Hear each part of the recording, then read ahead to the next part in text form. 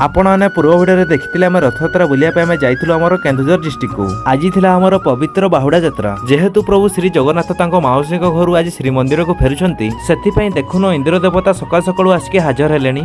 2-3 दिन हेलानी बापांको देह टिके खराब थिबारु आमे पळे आस्तिलु तुरुमगा डाक्तरखाना डाक्टर को टिके देखैया पई। डाक्तरखाना रो फेरला परे जो प्रबल वर्षा देखुनो केंति मु भिजि आइछि तापरे मु एई वर्षा पागरे पळे आस्तिलि गाधा पादा सारी खाया पई। आज घरे हेइतिला वर्षा पाग को मिलमेकर तरकारी आ भात खाई सारा पर हमर बाळुंगा गोष्ठी इंद्र देवता को खातिर न करी आमे बाहरी पड़तलु बाहुडा यात्रा देखिया पई हमर केन्दुझर राजन घर को। सेठारे पहुंचु पहुंचु जो प्रबल वर्षा शेषरे गुटे गुपचुप दुकान रे हमको आश्रय नेबाको पड़िला।